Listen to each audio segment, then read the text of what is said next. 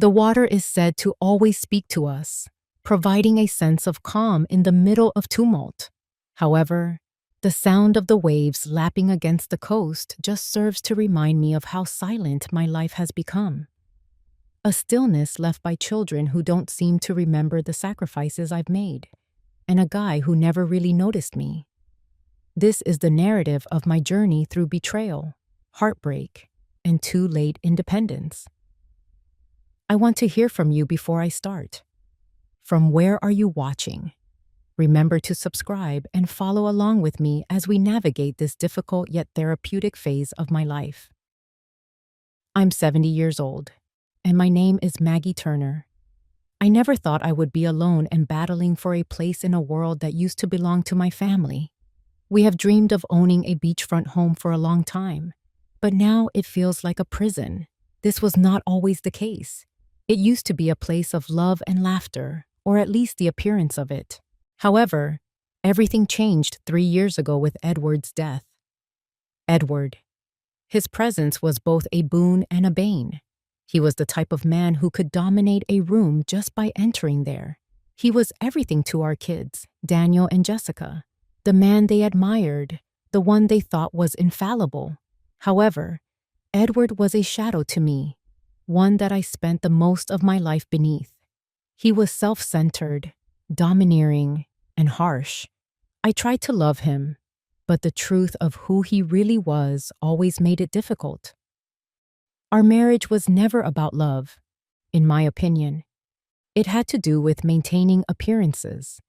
I tried to make things work for our family for years, putting their needs ahead of my own. I sacrificed my aspirations, desires, and even my happiness because I believed it was what I was meant to accomplish. I made sure Edward was pleased, the kids were happy, and the house remained intact. I persisted in pressing. But once Dad passed away, I felt as though everything had fallen apart. The pain was not limited to the loss of him. It was the fact that I had a mound of debt after his death. Edward had never told me about his finances, concerns, or goals. All of it was locked up by him. And when he left, I was discovered to be fighting to preserve the house, which had previously been a gathering place for family, from collapsing. I didn't request this. I never requested this load. But here I am. Daniel and Jessica don't see it. They didn't witness it. Jessica doesn't understand what I've been through since she lives a flawless life and is constantly preoccupied with her appearance, wedding preparations, and goals. Daniel has always been the one to follow orders, always showing respect for Jessica and obeying her orders. The water is the only thing I can hear while I sit here in this house. I sense its steady momentum and rhythm. However, I'm stuck, both in this location and in the past. Every room resonates with the emptiness. The absence of Edward is like an open sore that never goes away. My kids don't even see me anymore. Only what they choose to perceive is visible to them. I believed that this house and this location would be mine forever. However, I feel as like I'm battling for something that I'm not sure I still want. Something that has turned into a reminder of all the things I've lost and the aspirations I abandoned. However, I am certain of one thing. Regardless of my efforts to deny it, my environment is evolving. Ever after Edward's death, things have been shifting. I sense a change, a fissure in the basis of all I've ever known, in my bones. And I'm wondering whether this is the start of anything new, or is it simply the demise of all my hopes and dreams? I can't be here indefinitely, not in this quiet. There must be a change. One of the best days of my life ought to have been the day Jessica got engaged. Naturally, I was ecstatic for her. My only daughter was her. And I should have enjoyed seeing her so thrilled about a new chapter in her life and her future. However, happiness was fleeting, just like everything else in my life. I had a range of feelings when Jessica chose to have her wedding at our beachfront home, including pride, happiness, and even a little melancholy, as I knew things would never be the same. The home felt like the ideal location for such a significant event because it was so full with memories.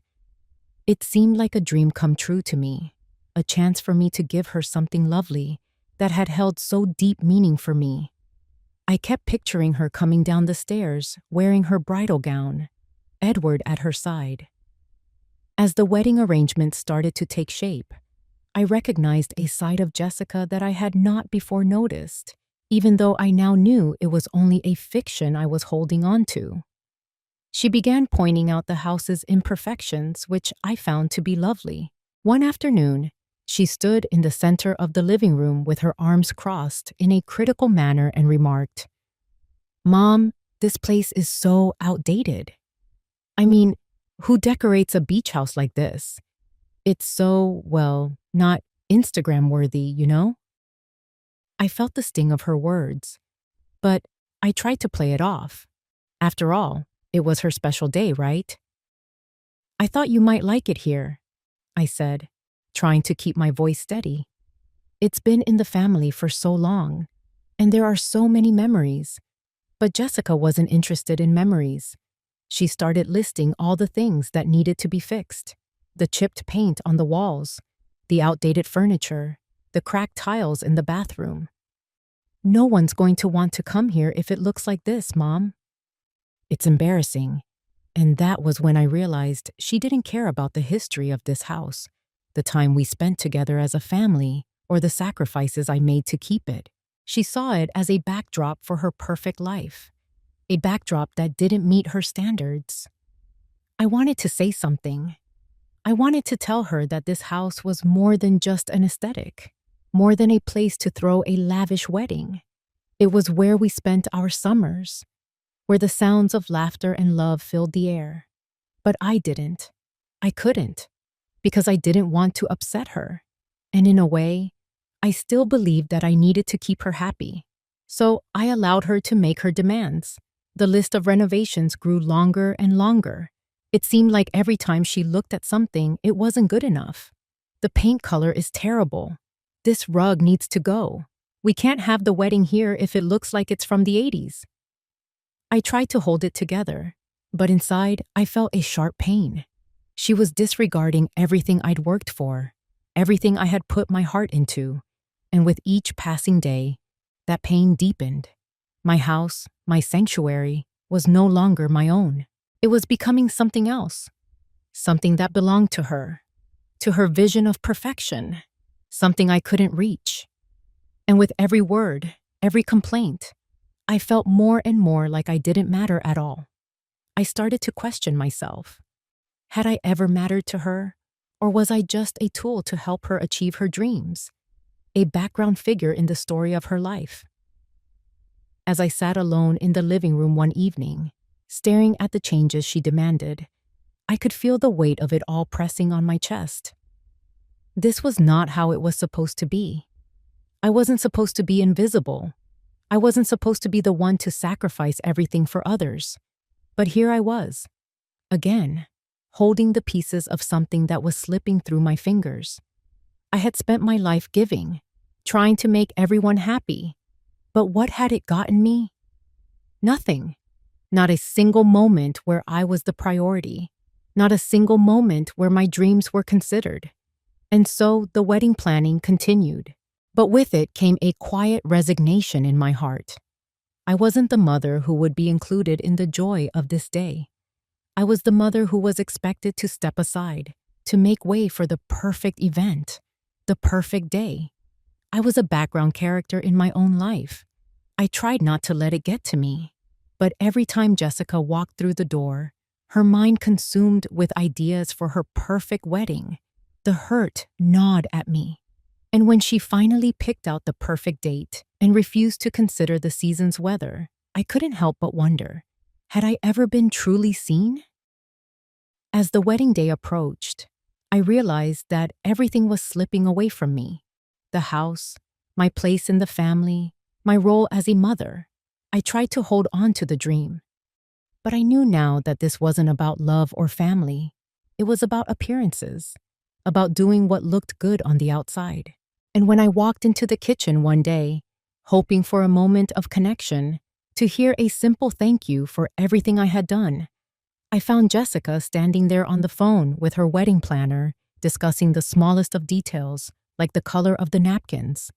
There was no thank you, no recognition of everything I had sacrificed to make her dream come true.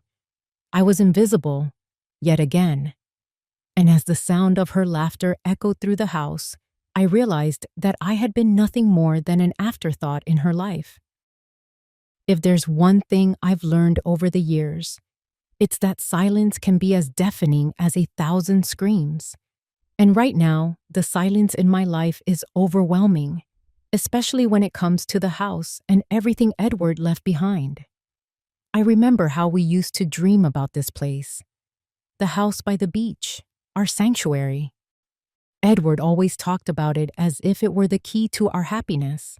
We'd walk the shores together, hand in hand, and he'd say that this house would be the legacy we left behind, a place our children would come to, generation after generation. I believed it too. I thought for a while that this house was a symbol of our love, of everything we had built together. But now it's just a reminder of the lies, of everything that wasn't said, everything that was left unspoken. After Edward passed, the dream crumbled. The debts, the bills, the constant weight of them hanging over me. They started as whispers, but soon they were all I could hear. Edward never shared anything with me, not the finances, not the worry. I always assumed everything was taken care of, that he had things under control. But after his death, I realized just how much of a lie that was. I was left with a mess, a financial mess that I could barely comprehend. It didn't help that I had to keep up appearances, especially with Jessica and Daniel. They were grieving too, I understood that. But their grief was different from mine. They didn't have to deal with the bills, the mortgage, the looming threat of losing the one thing that had been mine, our home. They didn't have to make hard decisions every day, like I did. They had their own lives, their own ways of coping, and that's fine. But it only left me with more loneliness. The house, which once felt like a warm embrace, now felt like an anchor around my neck, pulling me down with every passing month. Jessica had no idea what I was going through. She was so caught up in her wedding plans. And Daniel, well, Daniel had always been the quiet one, but I knew he would side with her. I knew where his loyalty lay. I kept trying to make it work. I used the small savings I had, my retirement funds, just to make the next payment. But the numbers didn't add up. I was stuck. And every time I paid another bill, another mortgage statement, I could feel my world closing in. I remember one night, sitting at the kitchen table with the lights dimmed low, the papers scattered around me. I tried to make sense of it all, but the numbers blurred together. I could feel my chest tightening with every passing second, the weight of it all pressing down on me. I couldn't keep pretending that everything was okay. I couldn't keep fighting a battle that was already lost. And so, as much as I hated the thought, I knew what I had to do. I had to sell the house. It wasn't something I wanted to do. It wasn't something I ever imagined myself doing. But the reality was simple. The house was no longer mine to keep. It was a symbol of the life I thought I had, the life I had dreamed of. But it was also a prison. The longer I held onto it, the more I sank into a financial quicksand that I couldn't escape. I didn't want to admit it, but I felt a sense of relief as I made the call to the real estate agent. The house was no longer a place of sanctuary for me. It was just a reminder of everything I had lost, of the man who had taken so much from me, of the children who didn't understand. It had become a burden, a weight I could no longer carry. I knew I was doing the right thing, but it didn't make the decision any easier. It didn't make it hurt any less. As much as I was desperate to let go of the house, a part of me still clung to the memories, the beach, the laughter, the warmth that used to fill these walls. But as I sat there that night, staring at the phone in my hand, I knew that I was doing something for myself for the first time in years. And that scared me. I had this idea, this fragile, hopeful idea that maybe, just maybe, my family still cared about me. Maybe there was still a place for me in their lives, even if I wasn't the one throwing the lavish wedding or making the perfect dinner for them anymore. Edward was gone. The house was becoming too much for me to handle, but I still had my children, or so I thought. It was approaching my birthday, and for the first time in a long time, I allowed myself to hope for something simple, something real. I decided to ask for something that I thought was reasonable. After all, we hadn't shared a meal together in ages. What harm would it do to ask for one evening, just one night, where we could sit down as a family and remember the old times? I didn't want anything extravagant. I didn't want presents or speeches or grand gestures. I just wanted a dinner. I wanted the feeling of my children in the same room again, laughing, talking, just being there for me like they used to. So I called Jessica and Daniel, and as casually as I could manage, I said, "You know, my birthday is coming up. It's been a while since we've all been together, just us three. I'd really love it if you could come over for a family dinner, like we used to do." I could hear the hesitation in their voices, even through the phone. Jessica said something about her busy schedule, and Daniel mumbled that he would try to make it. It wasn't the enthusiastic response I had imagined, but I convinced myself it was enough. Maybe they were busy. Maybe they didn't realize how important it was to me, but I believed they would come through. So I spent days preparing. I cooked the meal that always brought everyone together when they were younger: chicken, potatoes, salad, and of course, dessert. I even baked their favorite cake, the one that Jessica always begged for, with the thick layer of chocolate frosting. I made sure the table was set just so. Nice plates, soft lighting, a few candles. I wanted it to be perfect, even though I knew that nothing would ever be perfect again. But I held on to the illusion that perhaps this evening could be something that brought us back together, just for one night. The day of my birthday arrived, and I spent the morning cleaning, setting everything up. I told myself that even if they came a little late, it would still be worth it. I wasn't angry. I wasn't bitter yet. I simply wanted the company of my children. As the hours passed, the dinner grew cold. The chicken wasn't tender anymore, and the potatoes, though still warm, had lost their softness. The cake sat untouched. I sat at the table, my hands folded in my lap, a knot forming in my stomach. I checked the clock again and again. I called Jessica's phone, but it went straight to voicemail. I tried again, a little more desperate. Nothing. By then, the night had slipped away. The sky outside had darkened, the evening air colder, but I sat there, waiting for the sound of a knock on the door. Finally, I dialed Daniel's number. He picked up on the first ring, sounding almost distracted. "Oh, hey, Mom," he said, his voice faint, as if he were far away. "Is it today? I thought it was tomorrow. I'm with the kids right now, and yeah, I'm sorry. We'll celebrate next time, okay?" I felt the heat rise in my chest. I wasn't angry yet, but the hurt was there, thick and suffocating. "You forgot, didn't you?" I asked, awed, trying to keep my voice steady, but I could feel the tears pricking at the back of my eyes. Daniel hesitated. "Look, I'm sorry, Mom. I'll make it up to you, I promise." His words were empty, just like his tone. I could hear the noise of children in the background, the sounds of his busy life that didn't include me, but I still tried to hold on to some semblance of hope. "It's okay. Just come over when you can." I hung up the phone with my heart sinking in my chest. I sent Jessica a message next, but she didn't reply right away. I waited. Minutes felt like hours. When I finally saw that she had read it, my hands trembled. The message came 2 days later, and it felt like a punch to my gut. I totally forgot. Been really busy. That was it. No sorry, no acknowledgement of what I had done for them over the years. Nothing. Just words that echoed in the empty house around me. I could feel my chest tightening, the suffocating realization creeping in that I had never really mattered to them. Not truly. That night, I sat at the table, the cake uneaten, the food growing cold. The silence wrapped itself around me like a heavy blanket. The tears came then, but there was no one to see them, no one to comfort me. I had been a good mother. I had done everything I could. I had given them my heart, my energy, my entire life. And this is how they repaid me? With indifference?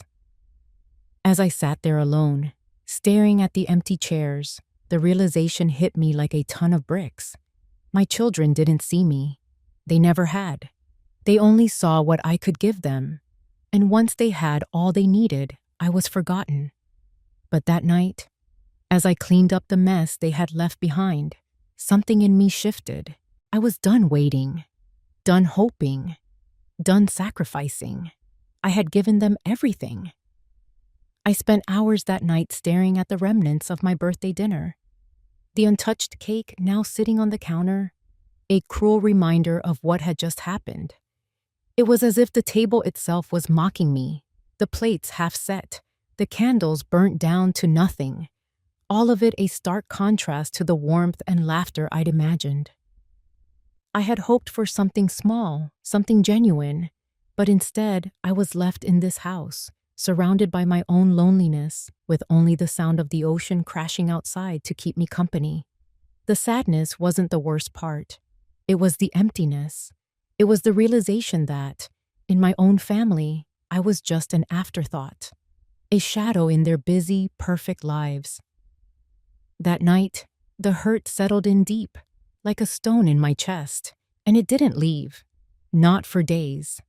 I don't know why I kept expecting things to be different. Maybe it was because I had always tried to be the good mother, the good wife, the good woman, always putting everyone else first, always believing that if I gave enough, they would eventually see me.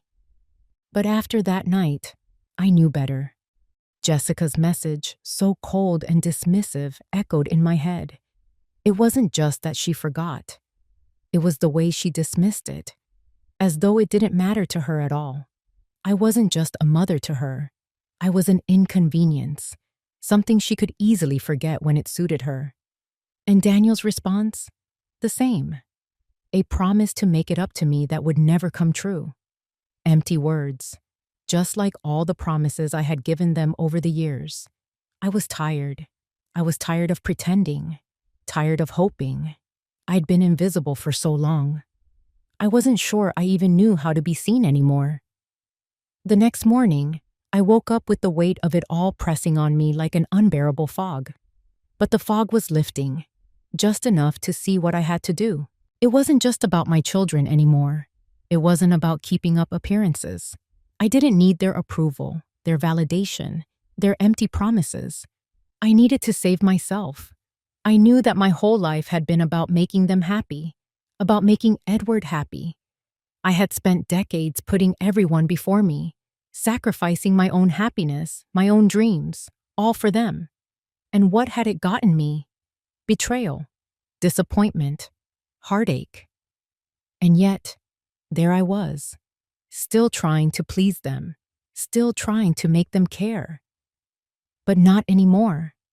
I made a decision that would forever change the course of my life. It wasn't a decision I wanted to make, but it was the only one left for me. I would sell the house. It hurt to even think about it, but it had become clear that this house, this place I had loved, had become a symbol of everything I'd lost. The dreams I once had for my family, the memories of days long past. It all felt like an anchor, weighing me down.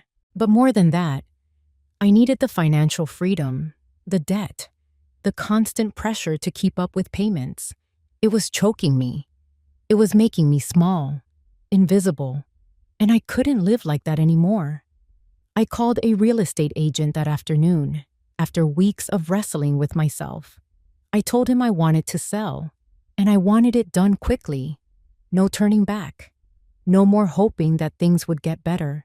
No more clinging to the past. For the first time in a long time, I felt a strange sense of relief, a sliver of freedom. The weight of the house, of the debts, of the expectations, all lifted just a little. I could see the door opening, the possibility of something new, something for me, and it terrified me. I spent the next few days preparing for the sale, cleaning out closets, sorting through the things that had accumulated over the years. The memories were suffocating me. Old family photos, Edward's things, his clothes still hanging in the closet, his books on the shelf. Every corner of the house whispered his name. It was like I was suffocating in my own memories. I took down the pictures of Jessica and Daniel from the walls. The smiles in those photographs seemed so distant now, like they were taken in another lifetime. I couldn't stand to look at them. Every time I did, I saw the faces of two people who didn't understand me, who didn't see me. I didn't want them to find out this way. I didn't want them to be shocked, to feel like I had betrayed them. But I knew I couldn't wait anymore. I was doing this for me, not for them, not for anyone else. I would finally have a life of my own. As I closed the door to the house for the last time, the sound of the ocean crashing against the shore felt different. The waves still roared, but now they sounded more like a goodbye. I was walking away from the past, from the family I had built in my mind, from the dreams that never came true. And even though the house was no longer mine, I felt something I hadn't felt in years, a sense of control, a sense of freedom. But it wasn't enough. Not yet. I still had a long way to go. The days that followed the sale of the house were a whirlwind. There was a strange sort of peace that I had never known before. It was as if, for the first time in years, I could breathe without the weight of the world pressing down on my chest. The decision had been made, and I was moving on. But I knew that eventually my children would find out. I just didn't realize how soon that would be. It happened one afternoon. I was sitting at the small apartment I had rented, a simple place by the bay, far from the house I had once thought would be my forever home. The phone rang, and I saw Jessica's name flash across the screen. For a brief moment, I hesitated. My heart still held onto the small glimmer of hope that maybe, just maybe, this call would be different. Maybe she was calling to check on me. Maybe she had realized how much she had hurt me, and she wanted to make things right. I picked up the phone. "Mom!" Jessica's voice was sharp, panicked. "What the hell did you do?" My stomach sank. I had known this moment was coming, but hearing it out loud made it real. "What do you mean, Jessica?" "The house," she spat, her voice rising with every word. "You sold the house? Without telling us? How could you do that? I was planning my wedding there. I thought you would want to keep it for us, for the family, for me." I closed my eyes for a moment, the anger that I had been holding back threatening to surface. I tried to stay calm, tried to remind myself that this conversation wasn't about the house. It was about everything that had been building up between us, everything I had been ignoring for far too long. "I did it because I had to," I said, my voice steady, though my heart was pounding. "You don't know the half of it, Jessica. This house was a burden, a weight I couldn't carry anymore. I needed to sell it. It was my decision, my life." There was a long pause on the other end of the line. I could almost hear her breathing, the silence heavy with disbelief. And then she spoke, her words dripping with resentment. "You should have told me," she snapped. "I thought you were different. You were supposed to be there for me. And now you've taken the one thing I was counting on. You've ruined everything. I could feel the hurt in her words, but I wasn't sure if it was the hurt of losing the house or the hurt of realizing just how little she really cared about me. I didn't ruin anything, Jessica. You've been so wrapped up in your perfect life that you haven't seen what I've been going through. I did this for me, not for you, not for anyone else. I've spent my whole life making everyone else happy, but I'm done. I've lived my life for you and your father, and I've been forgotten. Now, I'm finally doing something for myself. There was no response for a long time. I could almost hear her trying to digest what I had said, but I wasn't sure it was sinking in. Her anger was still loud, still all-consuming. You always make everything about you, Mom. I can't believe you'd be so selfish, she said bitterly. I'm not being selfish, I retorted. I'm taking back control of my life. Maybe you'll understand that someday. Jessica's voice was practically trembling with emotion now. You know, Dad would never have done this. He would have kept the house for us. He would have made sure we had it, because he actually cared about the family. My blood ran cold. Edward. She had to bring him into this. The man who had been nothing but a cruel, selfish ghost for most of our lives. The man who had never truly seen me, never truly cared about me or anyone else. The man who had left me with mountains of debt and a broken heart. Your father was a selfish man, I said, my voice cutting through the phone. He wasn't the hero you think he was. He was controlling, aggressive, and he left me with nothing but debt and disappointment. He didn't care about this family. He didn't care about me. There was a long silence. I could feel the air between us grow thick with unspoken words. Jessica didn't reply right away, but when she did, her words were colder than I had ever heard them. You're wrong, she said flatly. He was a great man, and you just didn't see it. You've always made him the villain in your story. I felt a lump form in my throat. How could she still idolize him after everything he had put us through? You don't know what it was like, Jessica. He was cruel to me, to everyone around him. You never saw it, because you were too busy adoring him, too busy living in his shadow. He left me with nothing. No support, no love, no partnership. And now I'm the one cleaning up the mess. Whatever, Mom. I don't want to argue about this. But I can't believe you'd sell the house and ruin everything I've worked for. I'm done with this. Don't expect me to be okay with it. And with that, she hung up. I sat there, staring at the phone in my hand, my mind reeling. Jessica had never been able to see me. Not truly. She had always seen what she wanted to see. The perfect father, the perfect family.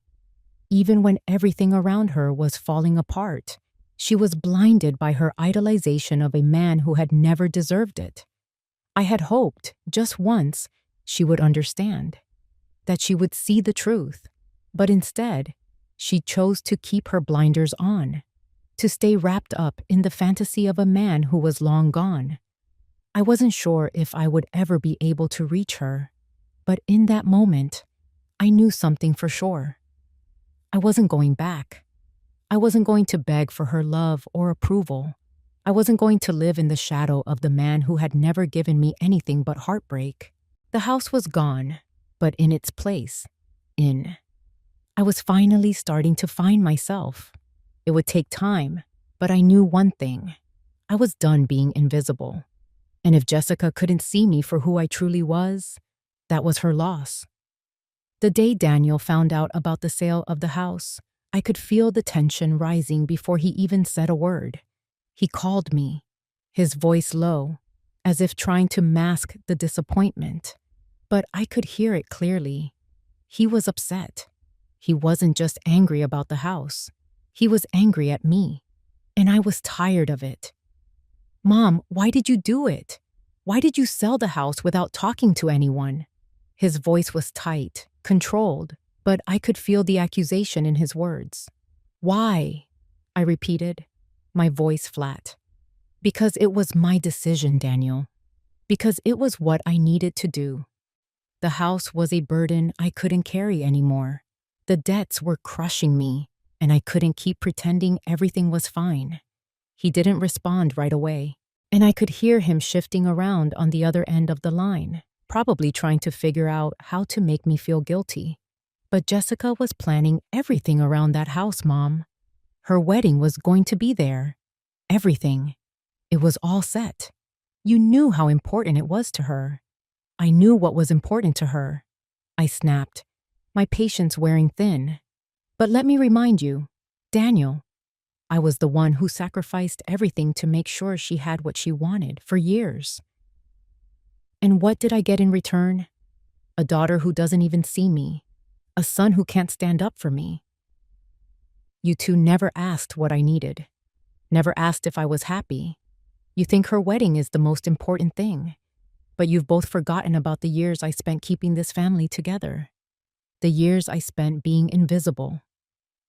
There was a long silence, and I knew he was struggling to find a response that wouldn't make me even angrier. But I was done holding back. I was done being their mother, their martyr, the one who gave up her own life for everyone else. Mom, Daniel finally said, his voice quieter now, but I could hear the resentment still underneath. I just think you were too impulsive. You could have talked to us. You should have thought this through. I couldn't help but laugh. A bitter, mirthless sound. Impulsive? You called this impulsive? I shook my head, even though he couldn't see me. I've spent my whole life being thoughtful, being careful, always considering what everyone else wanted, but not anymore. I don't care about your plans, or Jessica's wedding, or anyone else's expectations. This was my choice, and I'm done apologizing for it. Daniel was quiet again, and when he spoke next, I could hear the distance between us widening. I can't believe you're making this all about you, Mom. Jessica was depending on that house. You don't understand how much it meant to her. This isn't how it should have gone. His words stung more than I wanted to admit. But instead of crumbling under them, I found something inside me. Something fierce. Something that had been buried for so long. You're right, Daniel. I don't understand how much it to Jessica. Because you know what? She never asked how I was doing. She never asked how I was feeling. How I was struggling. I gave up everything for her. And for you. But I don't expect you to understand. You've always been on her side. And that's fine. But I'm done. I took a deep breath, not letting the tears well up this time. I'm done with you both. I'm done being the person you call when you need something. I'm done being the person who takes the blame, the person who sacrifices everything and gets nothing in return. You want to blame me? Fine. But you've both lost the only person who ever put you first. There was no response from him, and I knew it was because he didn't have one. And as I sat there, holding the phone in my hand, the silence settled over me like a blanket. It wasn't comforting. It was cold, but it was mine. And I realized, in that moment, that I was finally free. The house had been sold. The debts were paid. The weight that had shackled me for so long was gone.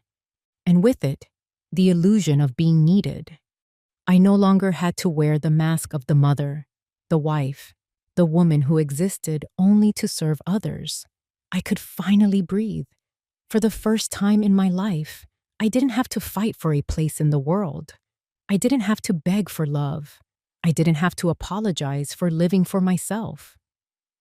I'm done, I whispered to no one in particular, staring out at the view from my small new apartment. The ocean stretched out before me, vast and endless. It felt like freedom. The phone was still in my hand, but I didn't call Daniel back. I didn't reach out to Jessica either. They had their lives, and I had mine. If they chose to stay angry, to stay distant, that was their choice. I had done what I needed to do. I was no longer just a background character in their lives. I was finally living for me, And that scared me, but it also made me feel alive in a way I hadn't felt in years. Months passed in a blur of solitude. Jessica and Daniel never reached out. No phone calls, no messages, no check-ins. It was as if I had never existed in their lives at all. It wasn't surprising. Not really. I had expected the distance. Still, the silence that enveloped me was suffocating, even in its finality. I spent my days in my small apartment, a stark contrast to the sprawling house by the beach. The walls were bare, save for a few photographs I had reluctantly decided to keep. Photos of the kids when they were little, when we were all together, and I foolishly believed that everything would stay that way forever. The ocean outside my window still called to me, but it felt like a distant friend now, one I couldn't quite touch, no matter how much I wished to. I kept myself busy, not by working. There was no need for that anymore, but by filling my days with small routines. I read more, walked along the shoreline in the early mornings, and occasionally met people for coffee. But the truth was, I was living in a quiet, empty space, a place where memories and regrets collided in the silence. And then, one evening, as I scrolled through my phone, a notification caught my eye. It was from Jessica, a post on Facebook, with a photo of her in a beautiful white dress. It didn't take me long to figure out what it was.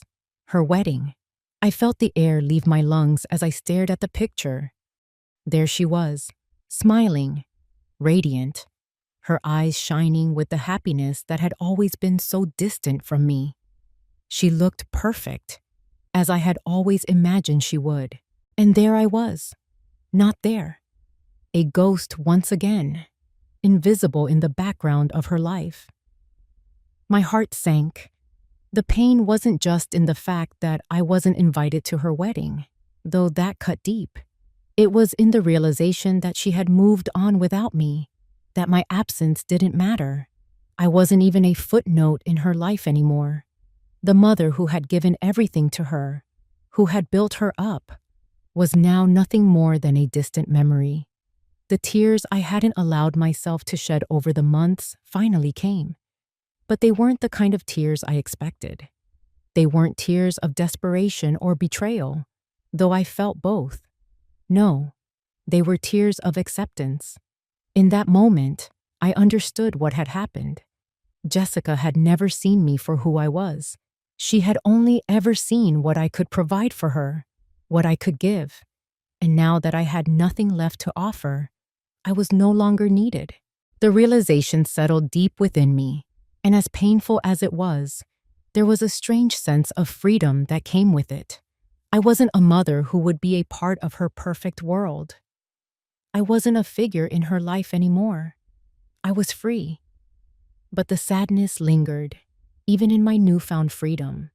There was a deep ache in my chest, a hole that nothing could fill. I was left with the image of Jessica in her wedding dress, the woman who had once been my little girl, now a stranger, someone who would never understand the depth of the sacrifices I made. I wished I could reach out, tell her how much it hurt, how much I missed the daughter I thought I had. But I knew better now. It wasn't my place to try to fix something that had never been mine to begin with. Still, there was a part of me that couldn't stop wondering, was this it? Was this the life I was meant to have? I tried not to think about it. I tried not to dwell on the relationship that could have been saved if only things had been different.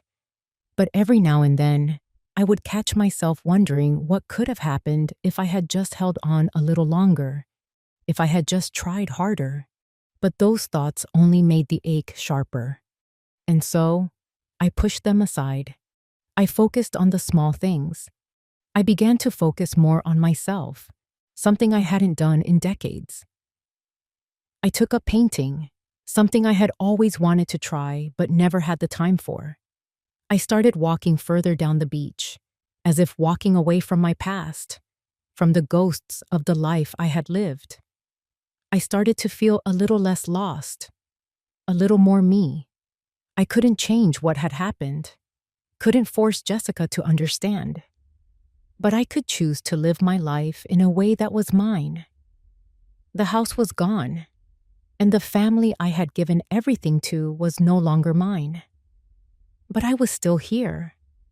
I was still breathing, and for the first time in a long time, I was starting to feel like I might actually be okay.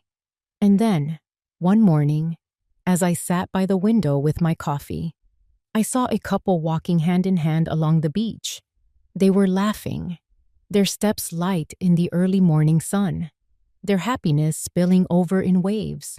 I didn't know them, but in that moment, something shifted inside of me. I realized that maybe, just maybe, I could find happiness again. Not the kind that comes from family or from others, but the kind that comes from accepting who I was, from being okay with the woman I had become. Maybe the life I was meant to live wasn't one of sacrifice and quiet misery. Maybe, for once, it could be mine. I had become so used to the silence. Months had passed without a single word from either of my children, and I had grown accustomed to the loneliness. In the quiet of my small apartment, I had found my own rhythm, my own routine. The pain of their absence never fully faded, but I learned to live with it. There was a certain numbness that took over, a shell I wore to protect myself from the hurt that still lurked beneath the surface. Then, one afternoon, the doorbell rang. I wasn't expecting anyone, and for a moment, I thought I had imagined it. But the sound came again, louder this time. My heart raced, a mix of surprise and hesitation rushing through me. I walked toward the door, unsure of who would be standing on the other side. When I opened it, I couldn't believe my eyes. There stood Daniel, his face hesitant but sincere, his wife beside him, and 2 children, my grandchildren, looking up at me with wide, curious eyes. Mom, Daniel said, his voice trembling slightly. Can we come in? For a moment, I couldn't move. I just stood there, my mind racing, trying to comprehend what was happening. After months of silence, months of feeling abandoned, here was my son, standing at my door. Of course, I said, forcing a smile as I stepped aside to let them in. They entered the small apartment, Daniel looking around with a quiet kind of awe. His wife, a woman I had met only briefly years ago, gave me a warm smile, though I could tell she was just as unsure as he was. The children were still shy, but I could see them taking in their surroundings, unsure of how to approach the situation. We all sat down in the modest living room, the silence between us thick with unspoken words. I didn't know what to say. What could be said? They had all been gone for so long, and the space between us felt vast, like a canyon that had only grown wider with time. Finally, it was Daniel who broke the silence. Mom, he began, his voice quiet but full of emotion. I know I've failed you. I know I've been a terrible son. I've been absent, distant, and I don't know how to make up for it. But I want to try. I should have been there for you. You didn't deserve to be left alone like that. I promise. I'll do better. I'll visit more. I'll be more present. I know I've hurt you. His words hit me harder than I expected. I had dreamed of hearing them, of hearing some acknowledgement of the pain I'd carried alone for so long. And yet, as much as I wanted to accept his apology, as much as a part of me longed to pull him into my arms and tell him everything would be okay, there was a part of me that couldn't quite let go of the years of neglect. I looked at him, this man who was my son, but who had in so many ways become a stranger to me. I wanted to forgive him. I wanted to believe that his apology was enough. But the truth was, forgiveness wasn't as simple as a few words. Thank you, Daniel, I said softly, my voice trembling. I appreciate your words. I really do. But I can't just pretend that everything is okay. It's been a long time, and I've carried this hurt for so long. I've had to learn how to live without you, without your presence in my life. And it hasn't been easy. He lowered his gaze, clearly ashamed. His wife reached over and placed a hand on his arm, a silent gesture of support. I appreciated it, but it didn't change the fact that so much had been lost. I couldn't help but feel the weight of everything that had been left unsaid, unsolved. "I know, Mom," Daniel said, his voice breaking. I failed you. I know it, and I can't take that back. But I'm here now. I want to be here. I want to make things right." The words felt good. They really did. But I couldn't ignore the emptiness that lingered, the space between us that no apology could fill. I sighed deeply and looked at him, searching for the strength I needed to say what I had been avoiding. "Daniel, I don't know if I can just forget everything. I don't know if I can just jump back into the way things were. I need time to heal from the years of being ignored. I've spent so long hoping you'd see me, hoping you'd care, and I can't just erase that." Daniel nodded, his eyes filled with regret. He didn't know what else to say, and I didn't know how to comfort him. What could I say when I still wasn't sure what I needed? The conversation shifted then, and Daniel's tone became more serious. "There's something else I need to tell you."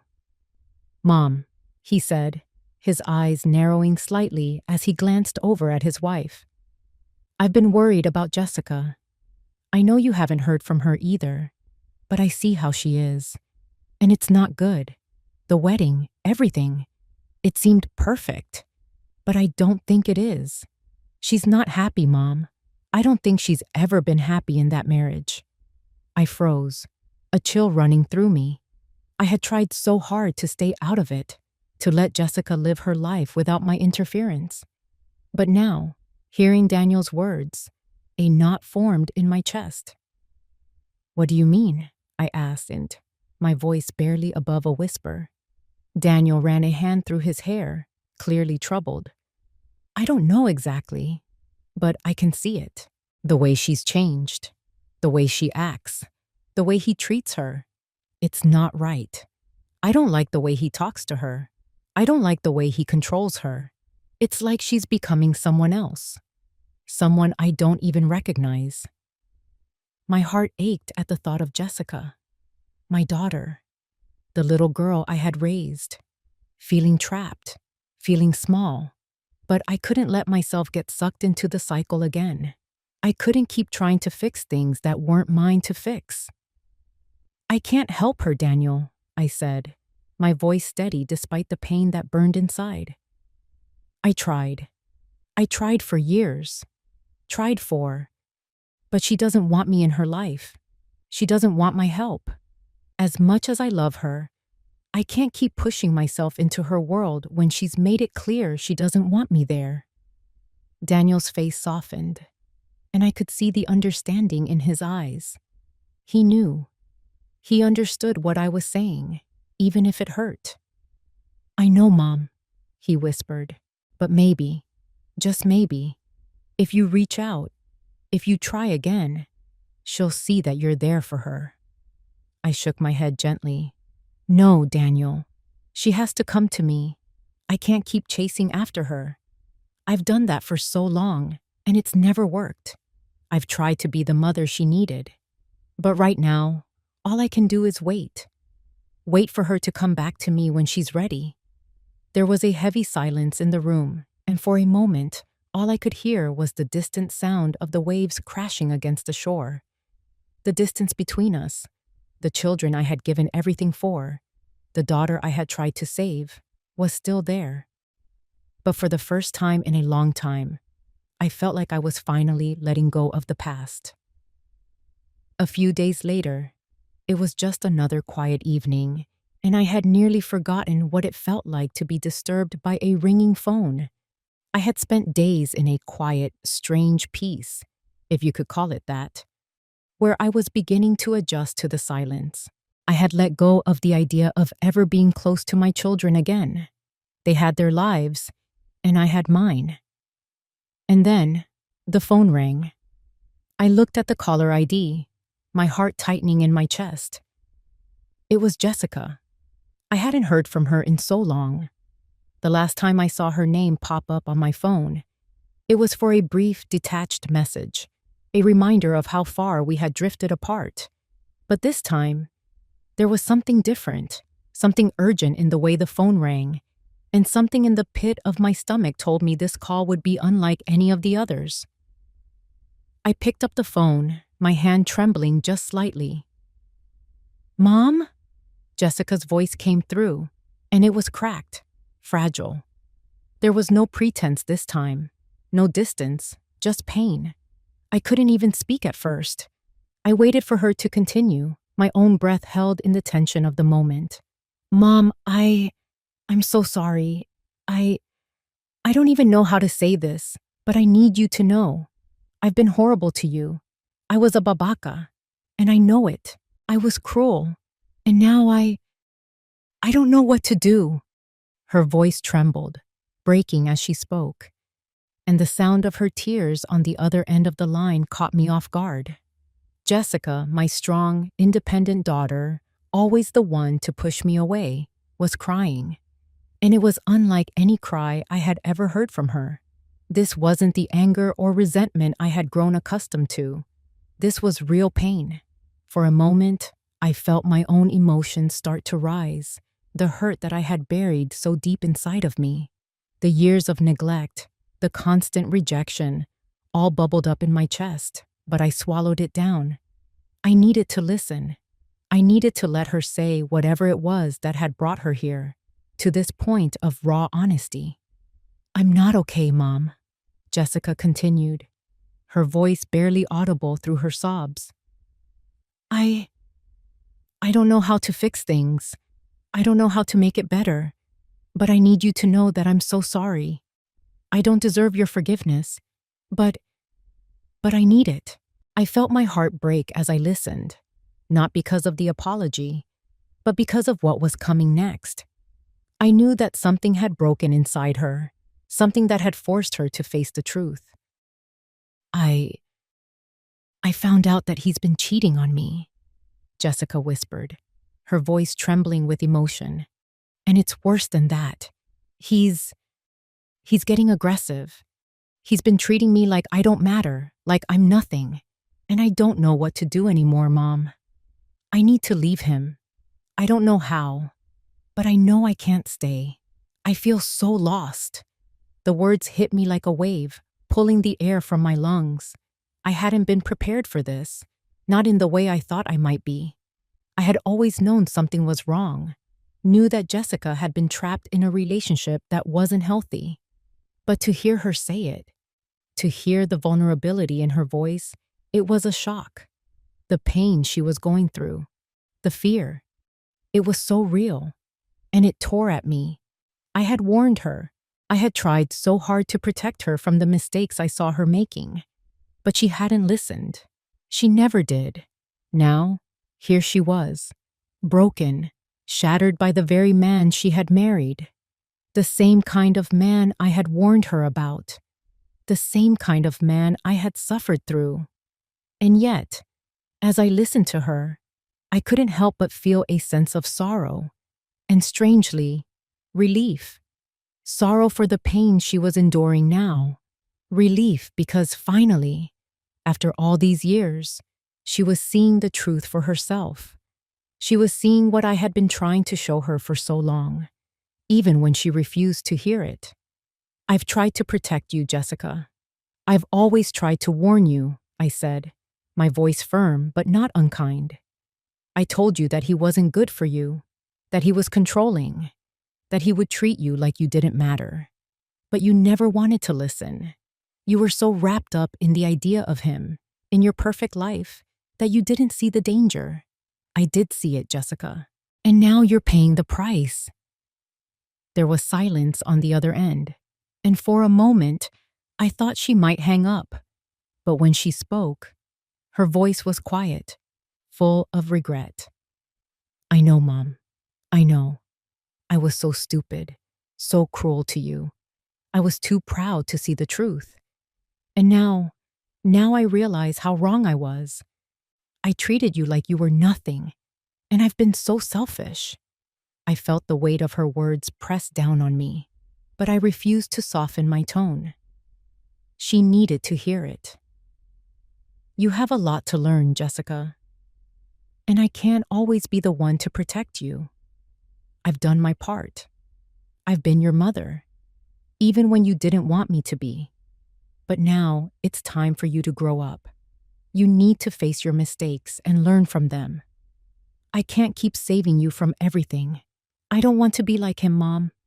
I don't want to repeat the same mistakes. I don't want to be that person anymore. I'm so sorry. Please forgive me. Her words were filled with such raw pain, such deep regret, that it almost broke me. I wanted to hold her, to tell her it would all be okay. But I knew better now. She needed to face this on her own. She needed to find her strength. You have a long way to go, Jessica, I said, my voice softening just a little. But yes, I forgive you. I'm not going to keep holding on to the past. You're my daughter, and I love you. I've always loved you. But I can't keep being the one who always tries to save you from your mistakes. If you want to change, if you want to learn, I'm here. But you need to do the work. There was a long pause, and then Jessica spoke again, her voice steadier now. I will, Mom. I swear. Yes, I will. A wave of relief washed over me. Bittersweet. The conclusion was not a happy one. Reunion wasn't flawless. However, it was a beginning. I felt for the first time in years that there could be a possibility for us to rebuild something genuine. Jessica, you have my love. Always had. Will always. Mom, I also adore you. The call was then terminated. Knowing that this was a beginning rather than an end for us both, I sat there for a while in quiet, allowing the words to linger in the air. I've learned that time is a strange entity. Wounds don't usually get well right away. Sometimes it just allows you to comprehend the hurt. It gives you a chance to gradually rebuild, piece by piece, and it gives you time to gather your thoughts and make meaning of the shattered bits. After Jessica called and she and Daniel started corresponding, the months that followed were a haze of little actions. Even if they were gradual, such steps had significance. They were important. Daniel visited more often for the first time in years.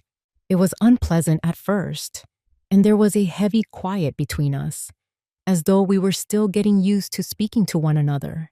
However, the more he arrived, the more I saw his transformation. He had changed since he had left all those years ago. His comments suddenly had a calm understanding, a sincerity that had not there before. He would spend hours with me simply discussing life, his kids, his past errors, and the ones he feared he would do again. It wasn't the casual, lively, and humorous chat we used to have. Though uncommon and deeper, it was genuine. I didn't think he was the son I had lost. In a manner I hadn't imagined possible, he felt like someone I could connect with once more. There was Jessica after that. She visited me more frequently after her divorce. Her voice was hesitant at first, still bearing the scars of her sins and regrets. She would wait for me to speak or give her some sort of guidance while she sat quietly at my kitchen table. I listened even though I didn't always know what to say. The least I could do was that. Like Daniel, she started to alter with time. I saw her being more conscious of her decisions and taking lessons from the suffering she had experienced. She began to consult me for guidance, asking my opinion on the type of life she wanted to lead. She didn't know how to open up or trust again, but I could tell she was making an effort to get well and recover. Thus, each of us started rebuilding in our own unique manner. There were no ostentatious displays or epiphanies. However, the discussions became more straightforward. The quiet wasn't so oppressive, and I experienced the warmth of my children's presence once more for the first time in years. I got a call one day from Daniel and Jessica. They informed me that they had something special planned for me that I was not yet meant to be aware of. At first, I was perplexed. I said, "What do you mean, something special?" My interest was piqued.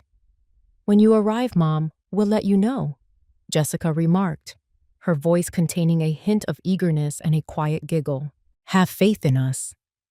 I didn't know what to anticipate. They could have prepared a modest gift or meal. I couldn't help but feel hopeful, even though I wasn't sure. Perhaps this was the start of something much more promising. My heart almost stopped as I got to the home. I felt a rush of familiarity as soon as I got out of the automobile. The house I believed I would never see again. The house I had sold. It was standing tall, just as it had been when I entered it all those years before. However, it was a different house from the one I had abandoned. When the front door opened, Jessica was standing there grinning like she had never smiled before. "Happy birthday, Mom," she murmured in a kind and earnest tone. "We have always owned the house, and it is now back where it belongs. Greetings from home." As I gazed around, my breath seized in my chest. It was a changed house. It wasn't ostentatious or dazzling. It was full of the small features I had always admired. Yet there were no pricey restorations or extravagant decorations. The old photos, the gentle hues of the walls, and the atmosphere of the spaces that used to be the center of our family. It was familiar. Then Daniel moved nearer, his face genuine and kind. "Both of us, Mom, want you to know how much we appreciate you. We see you now, even though it took us so long to understand it. Everything you accomplished for us is visible to us." I stood there with tears in my eyes. After comparing the two, my children, my grown children, finally comprehended. My heart ached at the gravity of what they spoke, and the sincerity in their eyes. I had been waiting my entire life for this moment, and it had finally arrived. Jessica went on. "We want to make up for all the things we've missed, Mom. We wish to begin anew. We will spend a lot of time together, and this is the start. We swear." I had a surge of emotion as I gazed at them. It was calm, not simply relief. In that instant, I knew I had at last gotten what I had always desired. Not a perfect family, not perfection, but something greater. Love, respect, understanding, and, above all, the opportunity to start over. The home seemed as though it had been waiting for me the entire time as I walked inside. The old memories and the comforting warmth were still there. All they had to do was wait for the appropriate time to come back, and it had arrived. I grinned as we sat around the table for the tiny celebration they had planned, a quiet supper with no fuss or expensive gifts. I felt the familiar sensation of belonging for the first time in a long time. This was the first time my family has ever come here. It was sufficient that they were here with me because they wanted to be here, not because they had to. As the evening drew to a close, I turned to face my now adult children, who held the promise of a fresh start. Although the past still existed, it was no longer able to rule us. The faults of the past no longer held us back. We had freedom. With passion in my voice, I responded, "I'm proud of you both." In addition to being proud of our progress, I also came to another realization at that very time. The house wasn't the only thing that had returned to my life. They were my kids, and my family had come back with them. Something fresh was about to begin, and this time it was ours. I appreciate you listening. Remember to subscribe, and feel free to leave a comment with your tale. Your voice counts.